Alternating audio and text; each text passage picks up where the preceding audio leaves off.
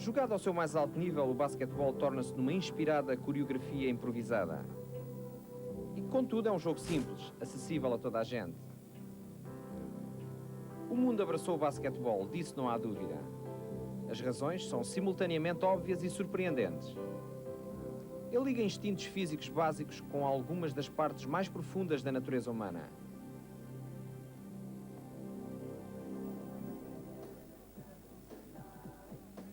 O basquetebol faz a fusão do desporto com o entretenimento, afinando pelos ritmos do futuro e progredindo a fim de refletir os interesses quer dos jogadores, quer dos fãs.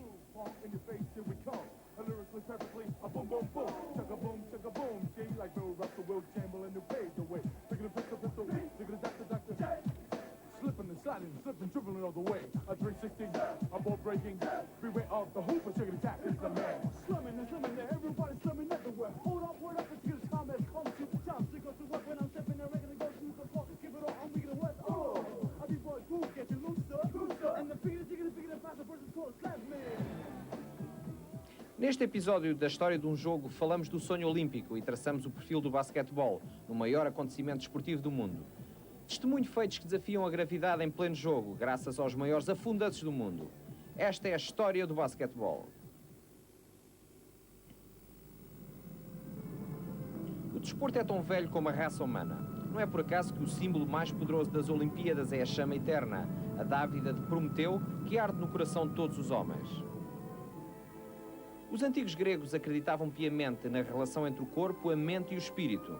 E os Jogos Olímpicos eram a sua forma de celebrar este mistério da natureza fundamental.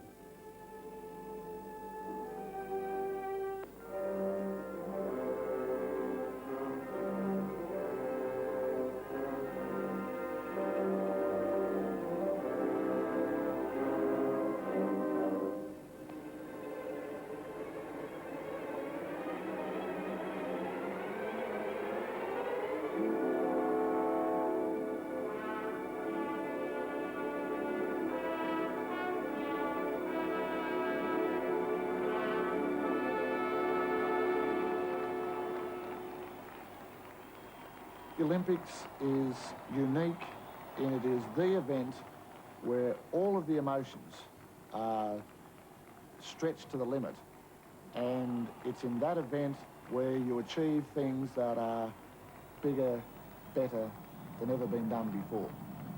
Whilst I think the Olympic ideal is changing somewhat in these modern times, you still see examples where competitors will actually assist their opponents in achieving something better.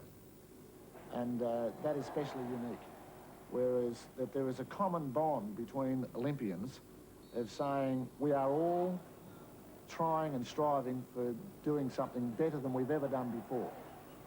And whether it's ourselves, our teammates or competitors, to achieve that, we will, if you like, rejoice in going beyond what we've done before.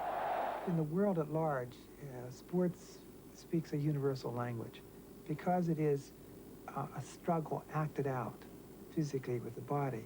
You don't have to describe it in any one particular language. If you had ears to hear all the different languages in which an Olympic game were being broadcast, you'd hear a babble of tongues. But everybody around the world can understand the language of the game. It is a universal language. And at least one of the games invented by Americans, basketball, has provided that language for the entire world.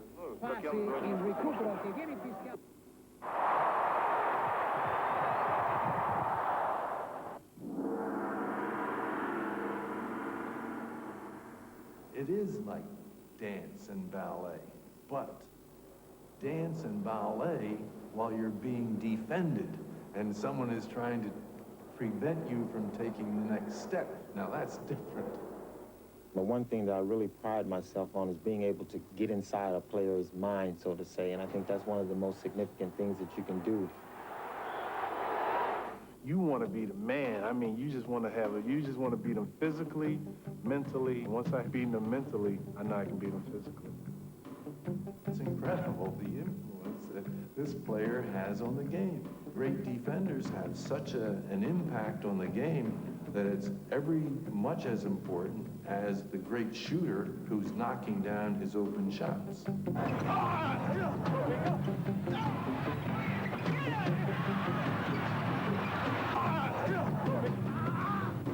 just, this is my territory. And what I mean by the territory, I think it's like pack dogs and wolves, lions. They have their territory, and this is mine, and somebody's going to have to beat me to take it. They've been going at it since the first quarter. Don't come on my turf. As you know, you grow up in the streets. It's like, it's my turf. Hey, this is what you gotta take me.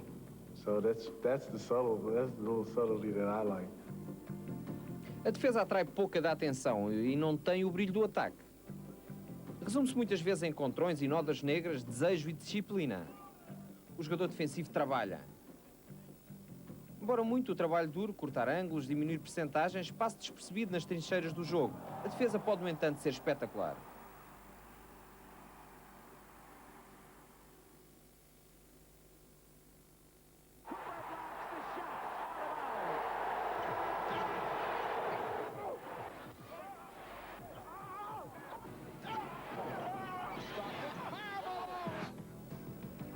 Todos estes modernos mestres de rejeição são os descendentes espirituais de William Felton Russell, que introduziu o desarme como arma intimidatória.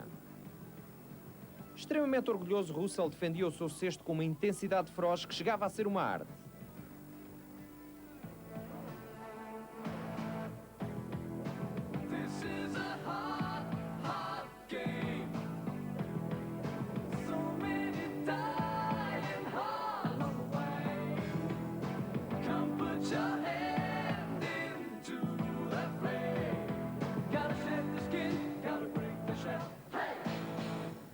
Walker's left side, they knock it away. Stock steals it. He's done it all. Se o desarme de lançamento é uma arma de intimidação, então o roubo é o grande desmoralizador. Dois roubos de bola na final da NCAA entre Kentucky e Texas Western provaram de uma vez por todas que as barreiras raciais passavam a pertencer ao passado no basquetebol universitário. Depois desta derrota de alto nível, o Kentucky deixou de recrutar exclusivamente jogadores brancos.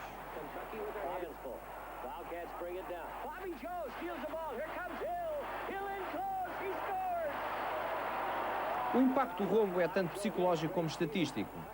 Não há maior humilhação no basquetebol do que ficar sem bola a meio do campo com toda a gente a olhar. Para os mestres do roubo, a arte reside na subtileza. A lot of times when I steal the ball, it's premeditated. I've lulled the guy into doing something that he's been doing the entire game, so he feels comfortable doing it. But now at a crucial moment in the game where a turnover will mean something, then I come up and make the steal.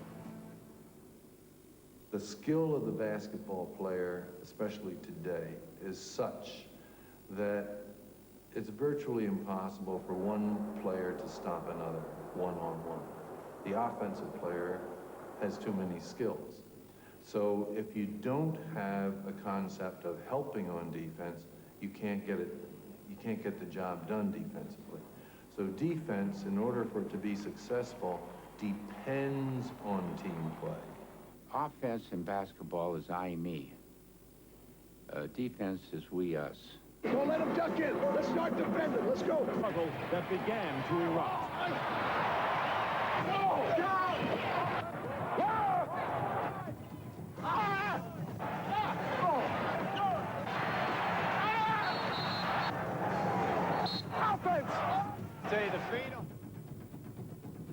Here it is, right here. This hand functions. It happens to have 5 fingers, which is the same amount of members of a team, 5 teammates. And if one of these fingers are down or injured, you can't tie your tie, you can't do many of the normal daily functions. So it's important that these all 5 fingers work together. Os Detroit Pistons. No passado recente, nenhuma equipa exemplificou melhor que estes bicampeões da NBA a ética da partilha pedida aos defesas. Estes duos defensores predispuseram-se a desafios individuais difíceis, cientes, contudo, que a sua verdadeira força reside na capacidade de funcionar em grupo. We're not isolated atoms, floating around in hermetically sealed units. We're really part of a whole community. We're part of a whole city, part of a whole country, part of a whole human race. And you get a little feeling of that in a very intense way in a sports event, on a team. And you never forget it for the rest of your life. That's what human communities should be like. Dr. Naismith would have very much appreciated the fact that a combination of teamwork and individual performance was required. The great teams in basketball have both extraordinary individual talent, but you don't win if you don't play in the team concept. First thing you got to teach him that he has to decide, is he going to play for statistics or for the team? Once you establish that you have to play for the team and that the main thing is winning, then you tell him, but in order to win, you still have to get the best statistics. So actually you teach him there is something more than statistics, but you cannot forget them. You got to have them. Otherwise, you are just, you know, a cheerleader on the side. The team that really wants to play together, they hide the team's weaknesses, they hide their individual deficiencies, and they magnify their strengths. When you're together, you have to know that you're together. I know that I can rely on every guy on the team, and they know they can rely on me. I'll work for them, I'll help them, I'll, you know, recover and do their dirty job. They'll do dirty job for me. And community is best when it's in action. To be truthful, it's beautiful that they can cry and feel the tears about it and hug one another and kiss one another. On the other hand, community is not a set of feelings. Community is acting together. It's having your backs up against the wall, enemies coming from all sides, fighting off the whole bar room. You know, that's community, when you can rely on people.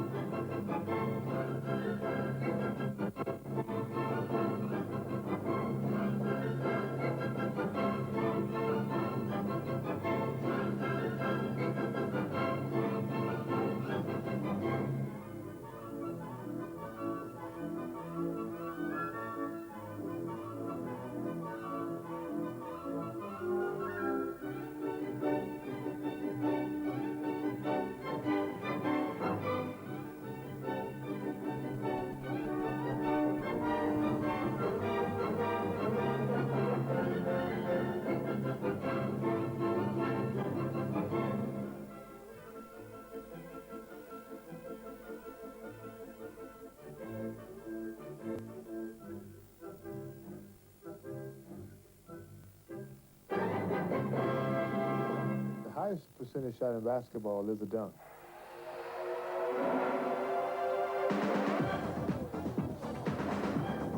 Right when I get the basketball and I take that step or whatever and I start up, it's like no other feeling playing the game.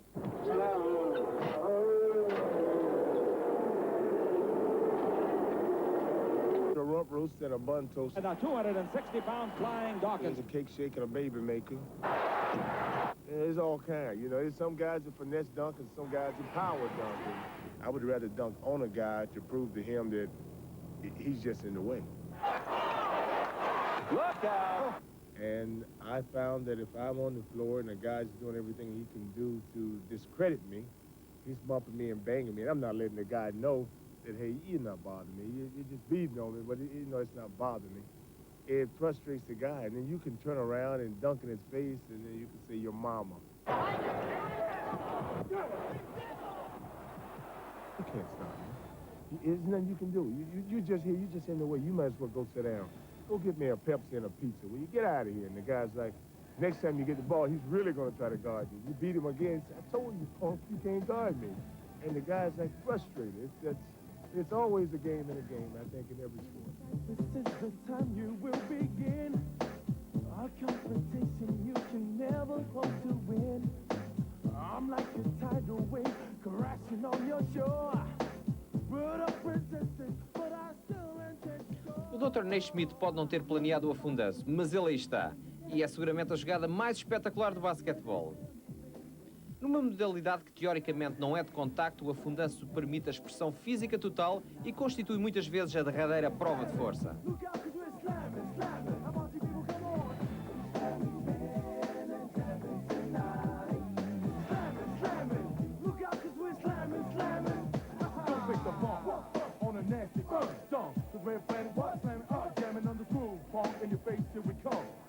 Perfectly, a boom, boom, boom, chugga boom, G, like Bill Russell, Will Chamberlain, who paved the way. Look at the pistol, look at the doctor. and dribbling all the way. A 360, a ball breaking. We went off the hoop, but you're gonna catch it. Makes Bud Webb more effective coming off the bench. Drive at base, go to the hoop, trying to duck it, rejected the foul. Otis short, but he's knocked away by Kimball. They knocked Tyrone Corbett. Breaking a couple backboards, I forced them to change the backboard, which I know these backboards can still be broken.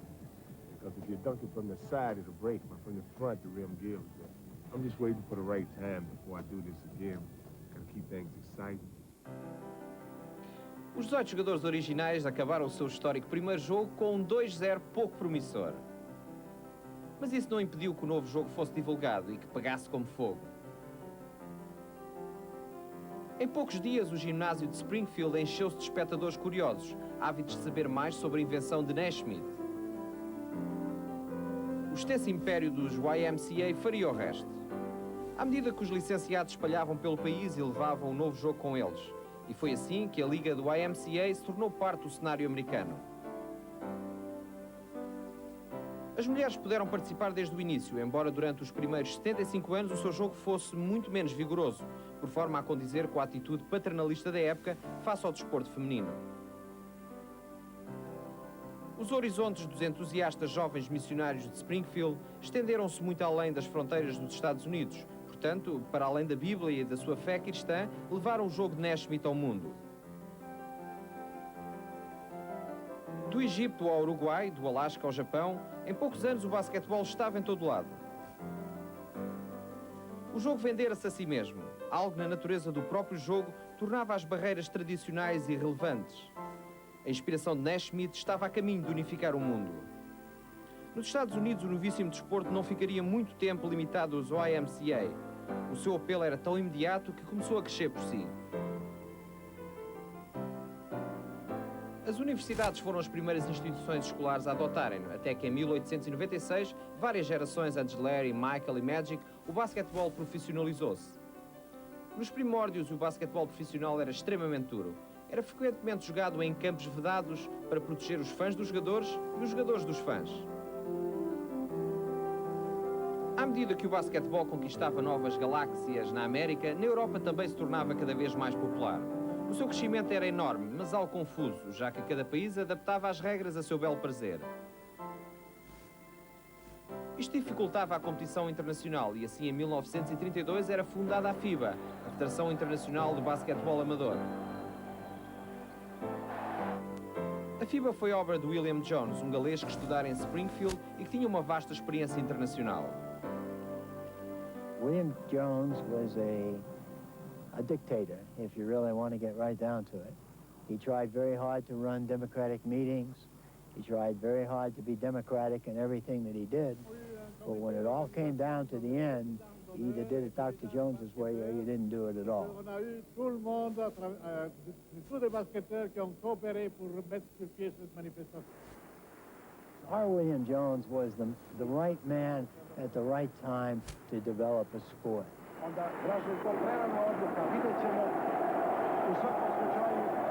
The main goal for the FIBA was to introduce basketball on the Olympic program. And the FIBA was founded in 32, and in 36 already it was the first basketball tournament in Berlin and the Olympic Games.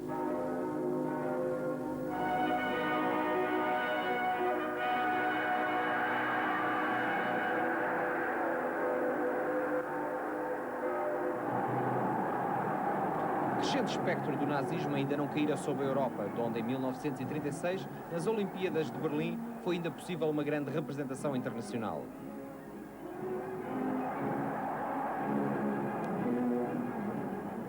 A popularidade mundial do basquetebol ficou bem clara através da participação de 23 equipas.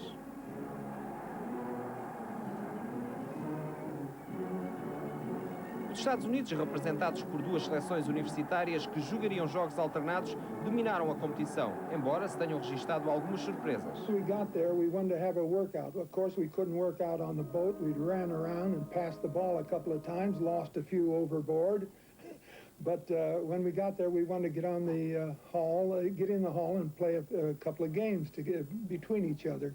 They said, well, there, you can play out there. And they pointed to a gravel court 2 baskets were set at each end. A wall was around it, sort of a tennis court. And then the rules were kind of strange to us, too, because we were allowed only 7 players on the court. That's what caused our Olympic Committee to put Universal Pictures play the first game, and then the McPherson Globe Oilers play the second. And wouldn't it happen, the final game, it started to rain gently during the day. And it poured the second half, and each team could only score 2 more baskets each. And the final score was 19-8. After several hard-fought elimination rounds, the American team is meeting the Soviet basketballers in the final playoff. Em 1952, nos Jogos Olímpicos de Helsínquia, a Finlândia viu a rivalidade da Guerra Fria entre os Estados Unidos e o RSS chegar aos campos de basquetebol pela primeira vez. Como resultado da tática russa de tentar ganhar tempo no jogo para a medalha de ouro, 4 anos mais tarde seria introduzida a regra dos 30 segundos. Another free shot for the Soviet Union. But it's no good, and the tall Yanks grab the ball off the backboard. A supremacia americana nas competições olímpicas manter-se-ia ainda intocável durante alguns anos, mas o resto do mundo ia assistindo e aprendendo. For us, outside of United States, one of the players who made the big things for the basketball is Bill Russell, who played the Olympics in Melbourne. And that was just an example how basketball could be played. Os jovens jogadores de talento que representavam a América no palco mundial de 4 em 4 anos não só prolongavam o recorde de vitórias intocáveis dos Estados Unidos, como iam estabelecendo um padrão de jogo a que o resto do mundo aspirava chegar. The Olympic team in 1960, it was composed by Jerry Lucas, Oscar Robertson, Jerry West. They became the best players in the NBA, and that was showing really to the rest of the world how basketball could be nice and how basketball could be well played. Em 1968, a Jugoslávia quebrou o eterno segundo lugar russo nas competições. E embora os Estados Unidos tenham ainda ganho a medalha de ouro, não eram à partida os favoritos destas Olimpíadas. Isto devia-se em grande medida à estranha forma como os Estados Unidos formavam a seleção na altura. The coach did not have a great deal of input in the selection, so that the committee would vote, and they would give you the players that they wanted. But you would have AAU players, you'd have Armed Forces players, you'd have some NCAA players, and you usually had an NAI. So you had 4 or 5 different factions. This caused a lot of political repercussions because some of the best college players would get left off. You know, John Havlicek wasn't good enough to make the team. Rick Barry wasn't good enough to make the team. Jogadas da semana da NBA Action.